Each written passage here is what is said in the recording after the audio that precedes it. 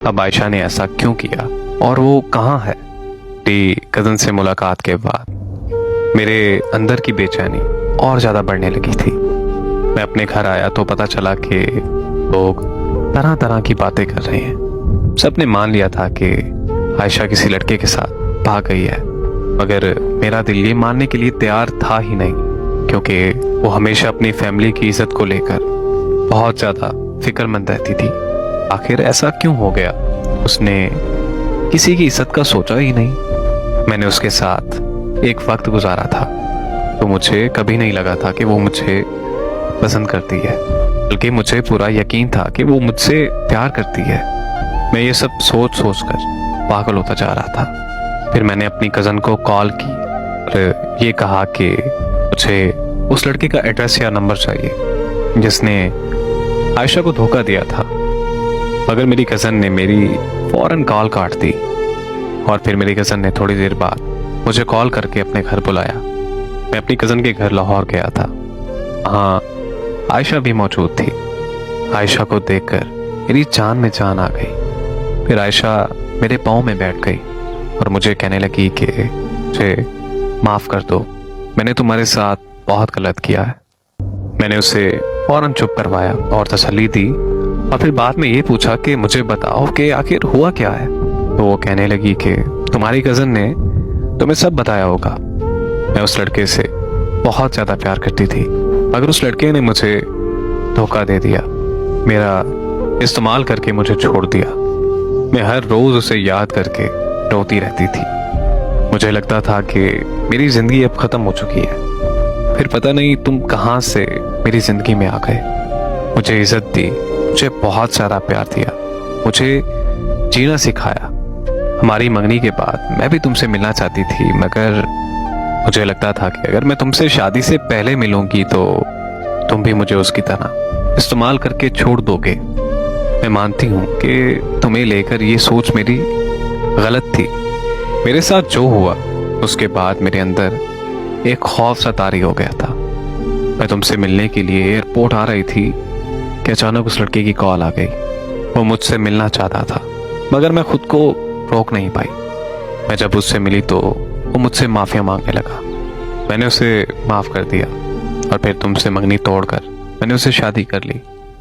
मैं घर से भागना नहीं चाहती थी, मगर मुझे ये भी पता था कि मेरे घर वाले नहीं मानेंगे, क्योंकि लड़के का फ़िरका अहले तशीह था, जबकि हम अहले सुन्नत जमात से थे। आयशा की ये सारी दास्तां सुनकर मेरे पास कहने को कुछ नहीं बचा था। वहाँ से निकलते वक्त आयशा ने हाथ जोड़कर दरख्वास्त की कि मैं कभी किसी से उससे होने वाली मुलाकात का जिक्र नहीं करूं। आयशा से मिलकर मुझे इश्क से और आयशा से बेहद नफरत हो गई थी। फिर मैंने 1 महीने के अंदर घर वालों की मर्जी से शादी कर ली और अपनी बीवी को लेकर फ्रांस वापस आ गया। मगर मुझे अंदाज़ा नहीं था कि जिस मोहब्बत का मैं इख्तिताम कर आया हूँ उस मोहब्बत का अंजाम अभी बाकी है।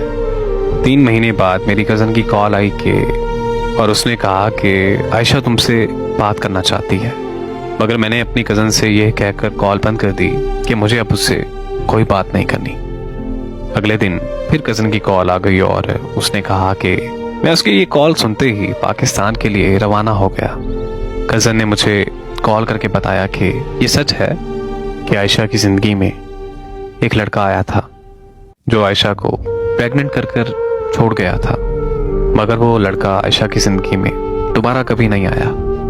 बल्कि जिस दिन आयशा ने तुमसे मिलने एयरपोर्ट पर आना था उसी दिन आयशा को पता चला कि उसे कैंसर है और उसकी कैंसर की आखिरी स्टेज चल रही है। उस दिन मैं आयशा के साथ ही थी। वो बहुत रोई, मगर अपने लिए नहीं, तुम्हारे लिए, क्योंकि वो जानती थी कि तुम उसकी मौत का सदमा बर्दाश्त नहीं कर पाओगे। आयशा को कैंसर अबॉर्शन ठीक ना होने की वजह से हुआ था। अबॉर्शन के बारे में किसी को पता ना चले, वो सब कुछ छोड़कर मेरे घर आकर रहने लगी। और तुमसे आयशा ने सच इस वजह से छुपाया कि तुम्हारी ज़िंदगी खराब ना हो। वो इस बात पर बहुत रोई है कि तुम उसे आखिरत में भी नहीं मिल सकोगे, क्योंकि वो खुद को दोज़ख का हकदार समझती है। मेरी कज़न ने मुझे बताया कि मैं ये सब तुम्हें बताना चाहती थी, मगर उसने कहा था कि जिस दिन तुमने किसी को कुछ बताया कि उसी दिन मैं तुम्हारा घर छोड़कर चली जाऊंगी। लेकिन अब वो अस्पताल में अपनी ज़िंदगी की आखिरी सांसें ले रही है। शायद अब उसके घर वापस आने की उम्मीद भी ख़त्म हो गई है। इसीलिए मैंने आज सबको सच बता दिया। तुम्हें इसलिए बता रही हूँ कि वो तुम्हारा नाम बार बार ले रही है।